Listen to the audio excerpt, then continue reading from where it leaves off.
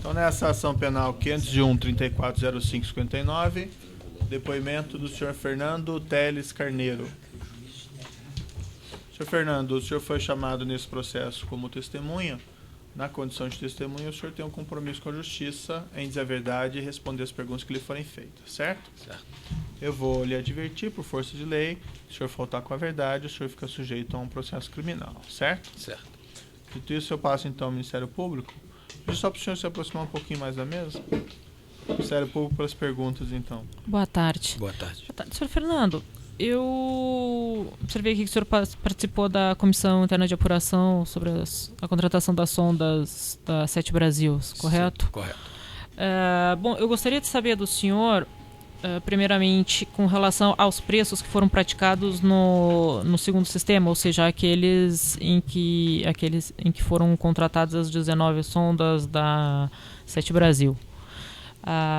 Tem uma tabela aqui, folha 123 do relatório, que aponta os preços, uma diferença bastante significativa, a meu ver, dos preços praticados pelos estaleiros Jurongo, Keppel-FELS, Enseada do Paraguaçu e Ecovix, quando ofereceram uma proposta separadamente, concorrendo naquela ocasião com o estaleiro Atlântico Sul, e depois quando apresentaram uma proposta conjunta por meio da Sete Brasil, nesse segundo sistema que resultou na contratação das 19 sondas.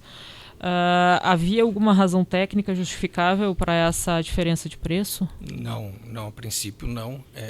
A gente verificou efetivamente que, comparado a quando houve a licitação nos moldes tradicionais que o AIP fazia, quando faz essa referência, vê que esses preços realmente no segundo sistema eles vieram mais acima. Mas tecnicamente não haveria motivo para estar vindo ter essa alteração de valor. Uhum.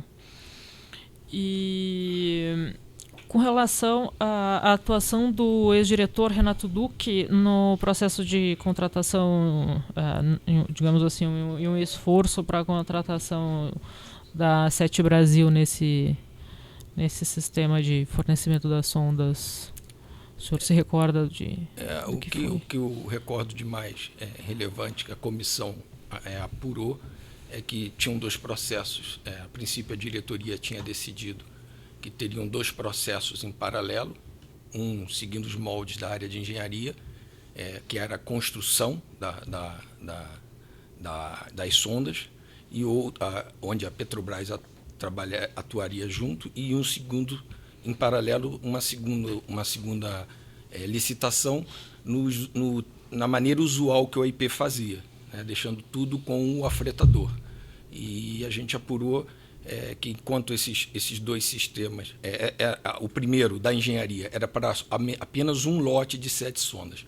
Era isso que a diretoria tinha decidido.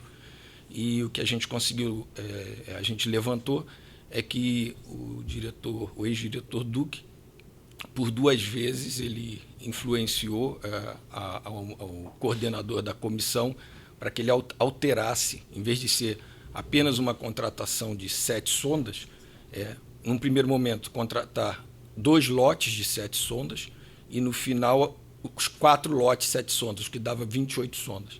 E, segundo a comissão apurou, isso impactou fortemente a segunda licitação. Uhum. A licitação do AIP, que eu quis dizer. Uhum. O senhor pode esclarecer, se permitir a intervenção, impactou como? Porque, pelo que a gente conseguiu levantar, com as entrevistas que foram feitas, quando foi dito, foi aberto para que o primeiro processo pudesse ir até 28 sondas, as empresas meio que fecharam com os estaleiros, né? Como seria essa licitação para a engenharia. E aí, quando os afretadores tradicionais, as empresas tradicionais que afretam para a Petrobras, no processo licitatório do AIP, tentaram cotar preço com os estaleiros, eles não conseguiram, não tinha vaga mais nos estaleiros. Então, isso fez com que os preços que vieram para a licitação do EIP viessem muito acima, muito mais alto até do que o da segunda licitação da engenharia. Então, isso inviabilizou a contratação pelos moldes tradicionais. Uhum.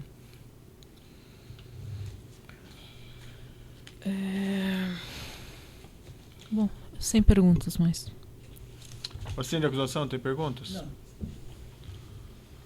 As defesas de Ziu Skornik, tem pergunta? Defesa de Ziu Skornik? Sim, uma única pergunta. O senhor poderia dizer se essa diferença de preços entre a primeira e a segunda poderia ser atribuída à variação cambial, à necessidade de conteúdo local? Não tenho como afirmar. A gente gritava, pelas análises, se esperava que, em relação ao mercado, por estar sendo feito pela primeira vez no Brasil, construção de sondas desse tipo, poderia vir um pouco acima do tradicional que a gente contrata no mercado internacional. Não sei precisar quanto. Agora, quanto a câmbio, eu não sei afirmar. A defesa de Pedro Barusco, João Ferraz, Eduardo Musa. Sem perguntas. Defesa de Renato Duque. Sem perguntas, excelência. Defesa de Mônica Moura, Sem perguntas. de João Santana. Tem excelência. Só saber exatamente o cargo da testemunha na Petrobras? Atualmente eu sou engenheiro da área sou gerente da área de implantação de projetos de investimento. Trabalho com projetos do pré-sal, área de planejamento. E há quanto tempo o senhor tem de Petrobras? Vou fazer 29 anos agora em julho. O senhor conhece o réu aqui presente, Zvi Skornik? Eu já fui apresentado uma vez em visita, como eu trabalho com projetos de EIP, eu já tive visitando obras da Petrobras no estaleiro Brasfels. Tá. P52 e P51 e P56. Tá certo. Obrigado, excelência. Algumas indagações complementares do juízo. O senhor foi apresentado, então, ao senhor Skornik, isso? Quando eu fui com uma equipe visitar as obras eu trabalhava no projeto de Marlim Sul, e aí eu fui lá visitar a obra, e aí ele estava lá, fui apresentado, mas nunca tive nenhum outro tipo de contato. Uhum. Mas ele foi apresentado ao senhor qual que era a função dele no estaleiro, se é que ele tinha alguma? Que ele era representante do estaleiro e trabalhava e representava ele junto à Petrobras. Foi como me foi apresentado. O senhor se recorda quem apresentou o senhor?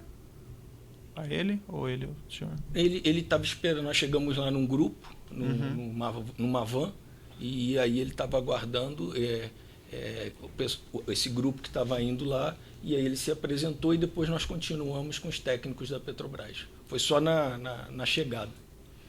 Essas licitações das sondas foram conduzidas pela diretoria de exploração ou pela diretoria de serviços? O primeiro sistema pela diretoria de serviços, que era a contratação que envolvia os estaleiros. Certo. O segundo sistema pela diretoria de exploração e produção, que era direto com os afretadores tradicionais. E a diretoria de serviços teve algum papel nessa segunda licitação?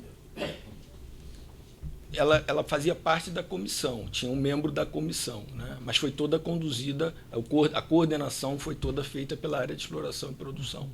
Aquela afirmação que o senhor fez do senhor Renato Duque ter influenciado para ampliação da licitação, foi da primeira ou da segunda?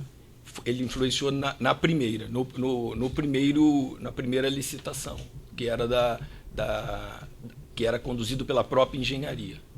E na segunda foram constatados também indicativos de que ele teria influenciado de alguma forma, alguma decisão? Não, na segunda não. Foi só em relação à primeira que a gente conseguiu apurar na comissão. E a comparação entre os preços da primeira e da licitação, havia uma comparação possível ou não tinham parâmetros diferenciados aí de contrato? Não dá para fazer uma diretamente, porque a primeira licitação foi uma licitação de construção de UEP. Né? Então, a conta da taxa diária ela é feita, não é nem direta, né? Tem uma fórmula para ser feita. Enquanto no segundo sistema é uma contratação de afretamento. Mas dá para ter uma ideia comparativa. Mas as maneiras de licitação foram diferentes. E tendo essa ideia comparativa, é possível afirmar quais os preços foram maiores da primeira ou da segunda?